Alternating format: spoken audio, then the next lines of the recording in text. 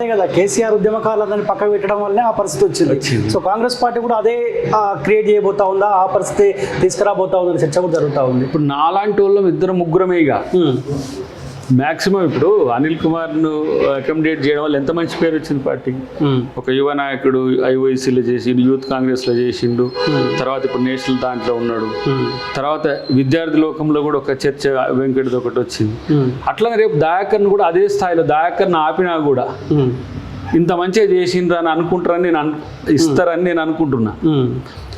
ఇవ్వాలని కోరుకోవడం అనుకోవడం కాదు, కోరుకుంటున్నది కూడా వాస్తవం. కానీ ఇవ్వకపోతే కూడా నష్టం రాకుండా చూడడం ఎట్లా అనేది నా నెక్స్ట్ టార్గెట్.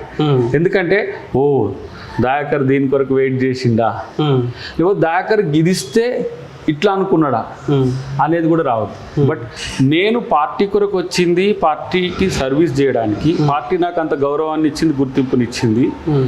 కానీ నా వల్ల పార్టీకి నష్టం జరిగితే, ఏదేని నష్టం జరిగితే అది పార్టీకిలో కార్యకర్తల నుంచి నాయకుల వరకు అది ఇబ్బంది అవుతుంది. సో అది కాకుండా మెయింటైన్ చేయాల్సిన బాధ్యత అది చాలా కూల్గా పాజిటివ్ కొత్త ప్రాక్టీస్ ఇది.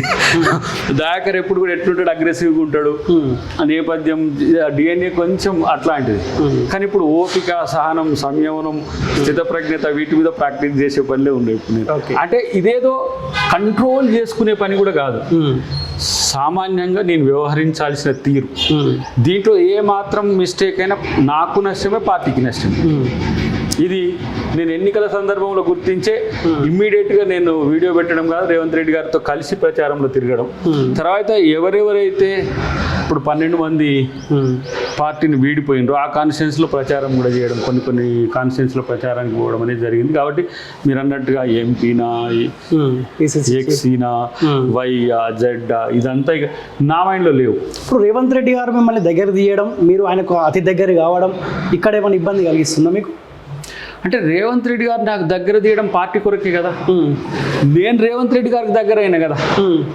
ఇప్పుడు ఉత్తమ్ గారు సరే వర్గానికి అవుతుంది కదా, ఆయన రేవంత్ రెడ్డి మనిషి అని ఒక వర్గానికి అవుతుంది కదా. ఇప్పుడు రేవంత్ రెడ్డి గారి కంటే ముందు ఉత్తమ్ గారితోనే ఉన్నా, ఉత్తమ్ గారి కంటే ముందు దామన్నతో ఉన్నా, దామోదర రాజనరసింహ గారితో ఉన్నా. వర్గంగా కాదు, ప్రెసిడెంట్లు నాకు ఎవరైతే వాళ్ళు నాకు చీఫ్. ఇప్పుడు మల్లికార్జున ఖర్గే గారు ఏఐసిసి చీఫ్గా ఉన్నారు, వారు మా లీడర్. అట్లని చెప్పి సోనియా గాంధీ గారు, రాహుల్ గాంధీ మా పూర్వ ఏఐసిసి ప్రెసిడెంట్, వాళ్ళ పట్ల ఏం నెగిటివ్ లేదు కదా. ఇప్పుడు రేవంత్ రెడ్డి గారు మా పిసిసి చీఫ్గా ఉండే మొన్నటి వరకు. అట్లని చెప్పి ఉత్తమ్ గారిని, పొన్నాల గారిని కూడా నేనేమి, ఇప్పుడు నాకు ముగ్గురే ప్రెసిడెంట్ నేను వచ్చినాక. సరే పొన్నాల గారు పోయినప్పుడు కూడా బాధపడ్డాం, బీఆర్ఎస్కి పోయినప్పుడు కూడా.